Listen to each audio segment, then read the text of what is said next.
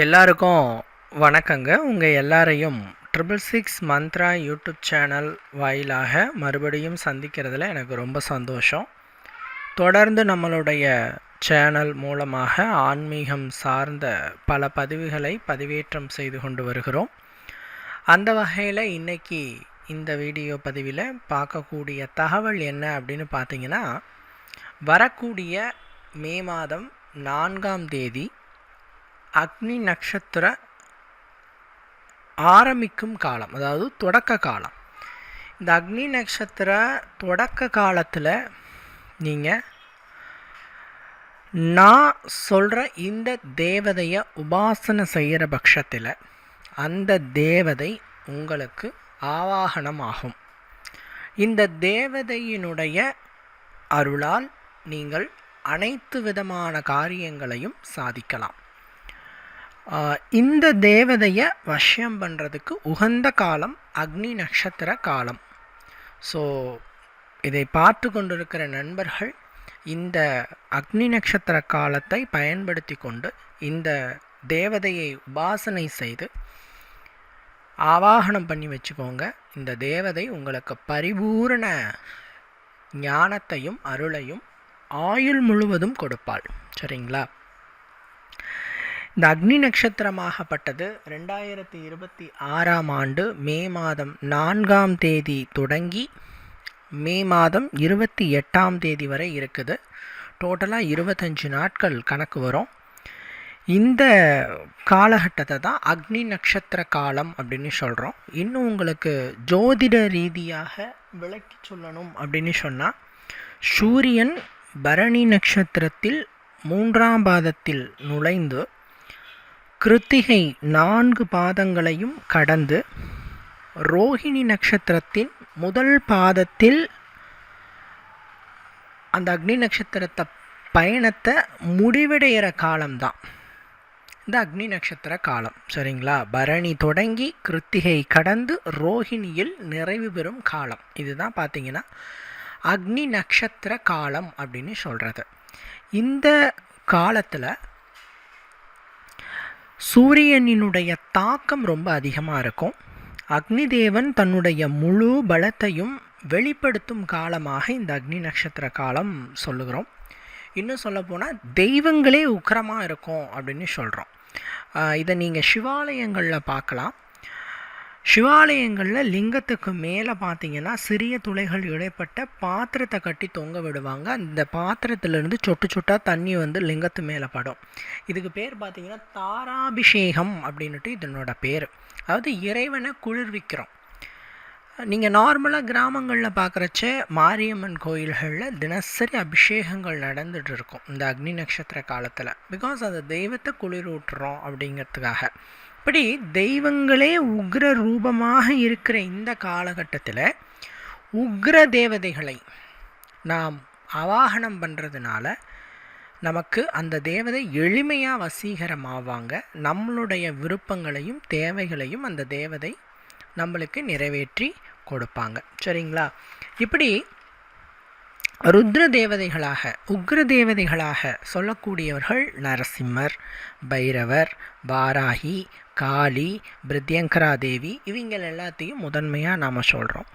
இதில் பொதுவாக இல்லங்களில் உக்ர தெய்வ உபாசனை யாருக்குமே பரிந்துரை பண்ணுறதில்ல. வீட்டுக்குள்ளே போயிட்டு காளி உபாசனை பண்ணுங்கன்னு நம்ம சொல்கிறதில்ல. அதே மாதிரி பைரவரை உபாசனை பண்ணுங்கள், நரசிம்மரை உபாசனை பண்ணுங்கள். அதாவது பார்த்திங்கன்னா பைரவரை வந்து சொர்ணாகிருஷ்ண பைரவ வடிவத்தில் நீங்கள் வந்து உபாசனை பண்ணலாம். அதுவே சண்ட பைரவராக, உன்மத பைரவராக, கால பைரவராக உபாசனை பண்ணக்கூடாது. சரிங்களா? அதே மாதிரி நரசிம்மரை உபாசனை பண்ண வேண்டாம்னு சொல்லுவோம். அதே நேரத்தில் விஷ்ணுவை, பெருமாளை, ராமரை, கிருஷ்ணரை உபாசனை பண்ணுங்கன்னு சொல்லுவோம். தெய்வங்களை உபாசனை பண்ண வேணாம்னு நான் சொல்ல மாட்டேன். தெய்வங்களுடைய உக்கிர ரூபங்களை வீட்டில் வைத்து உபாசனை பண்ண வேண்டாம் அப்படின்னு சொல்கிறது. இதில் வாராகி தாய்க்கு மட்டும் விதிவிலக்கு இருக்குதுங்க. உக்கிர தெய்வங்கள் பட்டியலில் வாராகி தாய் அவளுக்கு மிகச்சிறந்த ஒரு விதிவிலக்கு இருக்குது. என்னென்னா, இந்த தாய் உக்ர ரூபிணி. இந்த தாய் வந்து உக்ர உபாசனை, அதாவது சொல்லணும்னா ரிக் யஜூர் சாம அதர்வனில் அதர்வன வேதத்தின் தலைவியாக வாராகி தான் சொல்கிறோம். இந்த வாராகி அன்னையாகப்பட்டவள் உக்ர ரூபிணியாக இருந்தாலும் கூட தாயுள்ளம் படைத்தவள், தாயாக இருக்கக்கூடியவள். ஒரு பக்தன் இந்த வாராகியை நினைத்து வேண்டிக் கொண்டால் தன்னுடைய பக்தனுக்காக ஓடோடி வருபவள். இந்த தாயை மட்டும் நீங்கள் வீட்டில் வைத்து வழிபாடு செய்யலாம், ஃபோட்டோவாக வச்சு வழிபாடு செய்யலாம். சிலைகளாக வழிபாடு செய்கிறச்ச கட்டவிரல் சைஸுக்கு இருக்கிற சிறிய சிலைகளை வச்சு தாராளமாக வழிபாடு செஞ்சுக்கலாம். சரிங்களா? இந்த வாராகி உபாசனையை தான் நான் இந்த வீடியோவில் உங்களுக்கு நான் சொல்லித்தர போகிறேன். அக்னி நட்சத்திர காலகட்டத்தில் உக்ர ரூபிணியாக இருக்கிற தாயுள்ளம் கொண்ட மாதாவாக இருக்கிற வாராகியை நீங்கள் உபாசனை செஞ்சு வச்சுக்கிட்டீங்க அப்படின்னு சொன்னால் இந்த தாய் உங்களுக்கு ஆவாகனம் ஆவாள். இந்த தாயினுடைய அருளாலும் அவளுடைய கருணையினாலும் நீங்கள் கேட்டது அனைத்தும் இந்த அக்னி நட்சத்திர காலம் முடிவதற்குள் நிச்சயம் கைகூடும். சரிங்களா? இந்த வாராகியினுடைய சிறப்புகள் சமீப காலமாக நிறைய நண்பர்களால் தெரியப்படுத்தப்பட்டு இப்போ பார்த்திங்கன்னா நிறைய இடங்களில் கோயில்கள் இருக்குது. நான் சின்ன பிள்ளையாக இருக்கும்போது வாராகி அப்படிங்கிற கோயில் பார்க்கணும்னா 40 கிலோமீட்டர் தள்ளி போகணும், ஊருக்குள்ளே போகணும், டவுனுக்குள்ளே. ஆனால் இன்றைக்கி கிராமங்களிலே வாராகிக்கென்று தனி சன்னதிகள் வைக்கும் அளவிற்கு வாராகியினுடைய சிறப்பு, வாராகியினுடைய அந்த அருட்கடாட்சம் எல்லாருக்குமே தெரியுது. ஏதோ வாராகி இன்றைக்கி புதுசாக வந்தவங்கன்னு மட்டும் நினச்சிக்காதீங்க. வாராகி தாயினுடைய வரலாறுங்கிறது நமக்கு தெரிஞ்சு ராஜராஜ சோழன் காலத்திலேயே வந்துடுச்சு. அதுக்கு முன்னாடியே இருக்காங்க. பட் நமக்கு தெரிஞ்சு ராஜராஜ சோழன் முக்கியமான காலங்களுக்கு வெளியே செல்லும் பொழுது, யுத்தம் செய்யும் பொழுது, முக்கிய செயல்களை செய்யும் பொழுது வாராகி தான் முதல்ல வணங்கினார். விநாயகர் தான் ஃபஸ்ட்டு வணங்குவோம். ஆனால் ராஜராஜ சோழன் வாராகியை தான் முதல்ல வணங்கினாராம். அதுக்கான கல்வெட்டு குறிப்புகள் இருக்குது. இந்த மாதிரி வாராகியானவள் நம்மளுடைய தமிழர்களின் ஒரு மிக முக்கியமான தெய்வமாகவும் முதன்மை வழிபாட்டு தெய்வமாகவும் இருந்தவங்க. காலப்போக்கில் அவங்கள நாம் மறந்துட்டோம். இப்போ கொஞ்சம் வாராகியினுடைய வழிபாடுகள் அதிகமாகிக்கிட்டு தான் இருக்குது. இந்த வாராகி தேவியானவள் பார்த்திங்கன்னா அவளை வேண்டி எதை செஞ்சாலும் வெற்றி. அவளை வழிபடுபவர்களிடத்தில் நீங்கள் வம்பு வழக்கு வச்சுக்க கூடாது. அதான் சொல்லுவாங்க, வாராகி காரனோடு வாதிடாதே அப்படின்னு சொல்லுவாங்க. வாராகிய வழிபாடு செய்கிறவங்க கிட்ட நீங்கள் சண்டையிடக்கூடாது, பிரச்சனை பண்ணக்கூடாது. அவன் வாயில் நீங்கள் விழுந்தீங்கன்னா வாராகிவே பகைச்சதுக்கு சமம் அப்படின்னு சொல்கிறது. அதான் சொல்லுவாங்க, வாராகிக்காரனோடு வாதிடாதே அப்படின்னு சொல்கிறது. இந்த வாராகியை எளிமையாக வீட்டில் சாதாரணமாக ரொம்ப எளிமையாக கும்பிடலாம். அவள் எப்படி விநாயகர் அரச மரத்துக்கு அடியில் இருப்பாரோ, அவருக்கு கொழுக்கட்டை வச்சு பால் சக்கரை வச்சு சாதாரணமாக ஒரு அருகம்புல் வச்சு கும்பிட்றச்சே அவரோட அருள் கிடைக்குதோ, அதே மாதிரி தான் வாராகியும் ரொம்ப எளிமையான கடவுள், தாயுள்ளம் படைத்தவள். இவளை வேண்டி வணங்கினால் இவள் அருள் கிடைக்கும். இவள் அருள் கிடைக்கணும்னா வேண்டுபவர்கள் தூய உள்ளத்தோடு வேண்டிக்கணும். இது மட்டும்தான், வேறு எதுவும் கிடையாது. வாராகி உபாசனையில் நீங்கள் நைவேத்தியம் வைக்கிறது, மந்திர உருக்கள் சொல்கிறது, பூஜைகள் பண்ணுறது இதெல்லாம் அடுத்தது. உங்களுடைய மன தூய்மை, உள்ள தூய்மை, அவளை நீங்கள் தேடும் விதம், அவளை நீங்கள் பார்க்கும் விதம், அவளுடைய தோற்றத்தில் நீங்கள் மற்றவர்களை பார்க்கும் கூடிய விதம், எல்லாரையும் வாராகியினுடைய பிள்ளைகளாக நீங்கள் பார்க்கணும். எல்லாருக்கிட்டையும் அன்பாக இருக்கணும். அப்படி இருக்கிறச்சே தாய் உங்களிடத்தில் சரணாகதி அடைவாள். நீங்கள் அவளிடத்தில் சரணாகதி அடைய தேவையில்லை. அன்னை உங்களிடத்தில் சரணாகதி அடைவாள். சரிங்களா? இப்படி இந்த வாராகி தாயினுடைய இந்த பூஜையை நான் முன்னாடி சொன்ன மாதிரி மே மாதம் 4ஆம் தேதியில் இருந்து 28ஆம் தேதி வரை நீங்கள் ஏதாவது ஒரு தொடர்ச்சியாக ஒரு 11 நாட்கள் செய்கிற மாதிரி பார்த்துக்கோங்க. எத்தனை நாளுங்க? 11 நாட்கள் செய்கிற மாதிரி பார்த்துக்கோங்க. எப்போனாலும் ஆரம்பிக்கலாம். அதாவது மே 4 அக்னி நட்சத்திரம் தொடங்குது, மே 28 அக்னி நட்சத்திரம் நிறைவாகுது. இந்த இடைப்பட்ட 25 நாட்களில் நீங்கள் ஏதாவது ஒரு தொடர்ச்சியான 11 நாட்களை தேர்வு செய்து இந்த வாராகி வழிபாட்டை செய்யுங்க. இந்த தாயை எப்போ சார் வழிபாடு செய்யணும்? ஏன்னா ஒவ்வொரு தெய்வத்துக்கும் வழிபாடு செய்கிறதுக்குரிய நேரங்கள் அப்படின்னுட்டு இருக்குது.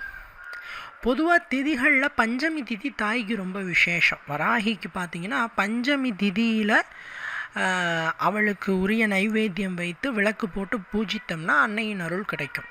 அக்னி நட்சத்திர காலங்களில் இந்த வாராகியை வந்து அர்த்த ஜாம வேலையில் கும்பிடணும்.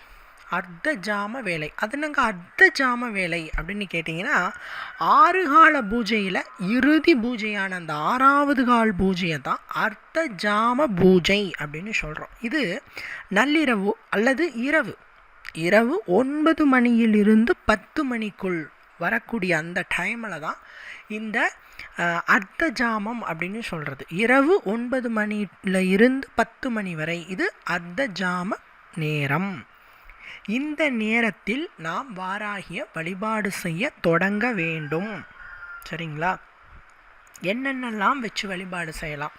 நான் முன்னாடி சொல்கிற மாதிரி இந்த தாய்க்கு உங்களுடைய தூய பக்தி, நேர்மறையான சிந்தனை, அடுத்தவரிடத்திலும் அன்பு காட்டும் குணம், இதுதான் தேவையே தவிர இந்த தாய்க்குன்னு ஸ்பெஷலாக ஆடம்பரமாக இதை வைக்கணும் அதை வைக்கணுங்கிறதுலாம் இல்லை. பட் அதாவது ஒரு பிள்ளையை பார்க்குறதுக்கு ஒரு அன்னை வந்து வீட்டுக்கு வரா. இப்போது ஒரு பொம்பளை பிள்ளையை கட்டி கொடுத்தாச்சு, அந்த பெண் பிள்ளையை பார்க்க ஒரு தாய் வரா அப்படின்னு சொன்னால் கை வீசிட்டு வர மாட்டாள், ஏதாவது வாங்கிட்டு வருவா. அதே மாதிரி ஒரு தாய் வந்து வீட்டில் இருக்காங்க, நாம் வந்து கல்யாணம் பண்ணிட்டு போயிட்டோம், அம்மாவை பார்க்க ஒரு நாள் வரோம் அப்படின்னா அம்மாவை பார்க்க நாம் வந்து வரச்ச கையை வீசிட்டு வருவோமா? ஏதாவது பொருள் வாங்கிட்டு வரும். அது மாதிரி ஒரு அன்பின் வெளிப்பாடாக தான் இந்த நைவேத்தியங்கள் இருக்குது. அப்படி இந்த தாய்க்கு உகந்த நைவேத்தியமாக சொல்லப்படுவது பானகம். முதல் இடத்துல பானகம் தான் இருக்குது. பானகம் வந்து தயார் பண்ணுற விதம் ரொம்ப ஈஸி. ஒரு சொம்பு தண்ணி, அந்த தண்ணியில் வெல்லத்தை கரைச்சிக்கோங்க, ஒரு 2 ஏலக்காய் இடித்து போட்டுக்கோங்க, ஒரு எலுமிச்சம்பழத்தை அறுத்து பிழிஞ்சு விட்டுக்கோங்க, அவ்வளோதான், பானகம் ரெடி. இதை தாய்க்கு படைங்க, நைவேத்தியமாக படைங்க. 1 பானகம். 2வது சக்கரவள்ளி கிழங்குனா அன்னைக்கு ரொம்ப விசேஷம். வேக வைத்த சக்கரவள்ளி கிழங்கு அன்னைக்கு படைங்க 1. உளுத்த வடை அன்னைக்கு ரொம்ப விசேஷம். இன்னும் சொல்லப்போனால் கருப்பு தோல் எடுக்காத உளுத்த வடை. உளுந்து வந்து வெள்ளை கலராக இருக்கும், ஏன்னா தோல் எடுத்துடுறாங்க. தோல் எடுக்காத, மேல் தோல் எடுக்காத அந்த உளுந்தில் வடை செஞ்சு அதை வந்து அன்னைக்கு வச்சு கும்பிட்றது அன்னைக்கு ரொம்ப விருப்பம். அது எலுமிச்சை சாதம், தயிர் சாதம் இவை அனைத்தும் அன்னைக்கு ரொம்ப விசேஷம். பழங்களில் மாதுளை பழம் அன்னைக்கு ரொம்ப விசேஷம். சரிங்களா? இதில் உங்களால் எதையெல்லாம் வைத்து அன்னையை ஆவாகனம் பண்ண முடியுமோ அதையெல்லாம் வைங்க, வச்சுட்டு கும்பிடுங்க. சுத்தமான மனதோடும் நேர்மறை சிந்தனையோடும் அம்மனின் பரிபூரண அருளை மட்டுமே வேண்டி இந்த வழிபாடை செய்யுங்கள். நீங்கள் தீபம் ஏற்றதாக இருந்தால் ஏற்றிக்கலாம், 2 விளக்கு ஏற்றலாம், 5 விளக்கு ஏற்றலாம், 7 விளக்கு ஏற்றலாம், உங்களுடைய விருப்பம். நல்லெண்ணெய் தீபம் அன்னைக்கு ரொம்ப விசேஷம். நீங்கள் சாதாரண பஞ்சுத்திரியவே போட்டு தீபம் ஏற்றலாம், ஒன்றும் பிரச்சனை இல்லை. இப்போ நீங்கள் தீபம் ஏற்றிட்டு நான் ஒரு மந்திரம் சொல்கிறேன், இந்த மந்திரத்தை நீங்கள் சொல்லுங்கள். சரிங்களா? மந்திரம் ஓம் வாம் வாராகி நம. இதுதான் இந்த மந்திரம். இந்த மந்திரத்தை 21 முறை சொல்லலாம், 41 முறை சொல்லலாம், 108 முறை சொல்லலாம், 1008 முறை சொல்லலாம். உங்களுடைய வசதிக்கேற்ப சொல்லலாம். சரிங்களா? உருக்கள் அதிகமாக அன்னையின் அருளும் உங்களுக்கு சீக்கிரமாக கிடைக்கும். சரிங்களா? ஸோ நான் எல்லாத்துக்கும் என்ன சொல்லுவேன்னா, குறைந்தது ஒரு 108 முறையாவது பாராயணம் பண்ணுங்க அப்படின்னு சொல்லுவேன். இப்படி நீங்கள் பாராயணம் பண்ணிவிட்டு அம்மாவை கும்பிட்டுட்டு நீங்கள் தூங்க போயிடலாம். சிலர் வந்து என்ன கேட்பாங்கன்னா, என்னால் இந்த அர்த்தஜாம பூஜையை செய்ய முடியாது, அதாவது இரவு 9 மணியில் இருந்து 10 மணிக்குள்ளே இருக்கிற இந்த அர்த்த ஜாமத்திலே என்னால் வாராகி வழிபாடு செய்ய முடியாது, பிகாஸ் வேலை இருக்குது, வேறு ஏதாவது ஒரு விஷயங்கள்லாம் இருக்குது அப்படிங்கிறச்ச நீங்கள் அதிகாலை நேரத்தை சூஸ் பண்ணிக்கலாம். அதிகாலை நேரத்துலையும் நீங்கள் இந்த தாயை வழிபாடு செய்ய பிரம்ம முகூர்த்தம் 3:30 மணியில் இருந்து 5 மணிக்குள் இந்த டைமில் பூஜையை ஸ்டார்ட் பண்ணிவிடுங்க. பல பேர் என்ன சொல்கிறாங்கன்னா, இந்த அர்த்தஜாம பூஜைக்குள்ளே அல்லது பிரம்ம முகூர்த்தத்துக்குள்ளே முடிச்சிடணுமான்னு கேட்பாங்க. அது கம்ப்ளீட் பண்ணணுங்கிறதுல ஸ்டார்ட் பண்ணிட்டா போதும். அப்புறம் நீங்கள் எப்படினாலும் கம்ப்ளீட் பண்ணிக்கலாம். சரிங்களா? இறுதியிலே அன்னைக்கு தீப தூப ஆராதனை காட்டி நீங்கள் பூஜையை நிறைவு செய்து விடலாம். இந்த பூஜையை பெண்கள் செய்யலாமா அடுத்து கேள்வியை எழுப்புவாங்க. தாராளமாக பண்ணலாம். சரிங்களா? பெண்கள், ஆண்கள், முதியவர்கள் எல்லாரும் செய்யலாம். அன்னையின் மீது அன்பு இருக்கும் அத்தனை பேரும் இந்த அக்னி நட்சத்திர காலத்தில் இந்த வாராகிய வழிபாடு செய்து அன்னையின் பரிபூரண அருளை பெறுங்கள். இந்த பூஜைக்கான 11 நாட்களில் சுய கட்டுப்பாடு அவசியம். வாராகியோட விளையாடக்கூடாது. மற்ற தெய்வங்கள் மாதிரி வாராகி இல்லை, கொஞ்சம் வாராகி கொஞ்சம் ஸ்ட்ரிக்டான தெய்வம் அப்படின்னு வச்சுக்கலாம். அதாவது அம்மாவிலேயே ரொம்ப சாஃப்டான அம்மா இருப்பாங்க, ரொம்ப ஸ்ட்ரிக்டான அம்மா இருப்பாங்க. அதில் அம்மா தான், அன்பு தான், பாசம் ஒன்று தான். பட் கொஞ்சம் பிள்ளைங்க ஒழுக்கத்தோடு நாம் வழி நடத்தணும், தப்பு செஞ்சால் பனிஷ் பண்ணணும் அப்படிங்கிற ஒரு விஷயம் பார்ப்பதற்கு என்ன இந்த தாய் கடுமையாக நடந்துக்கிறாங்கங்கிற எண்ணத்தை விதைத்தாலும் கூட அது பிள்ளைக்கு நல்லது. அந்த ஒரு வகை தான் இந்த தாய்.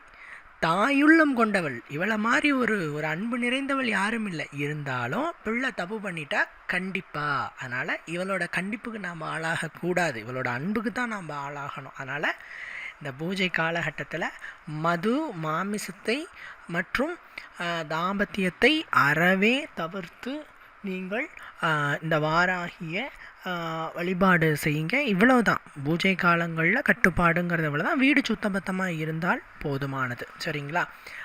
ஸோ இந்த அக்னி நட்சத்திர காலத்தில் வாராகி வழிபாட்டை செய்து தாயை நீங்கள் அவாகனம் பண்ணிக்கோங்க. இந்த தாய் எப்படி நம்மளுக்கு அவாகனம் ஆயிட்டாங்க அப்படிங்கும்போது உங்களோட கனவுல வருவாள்.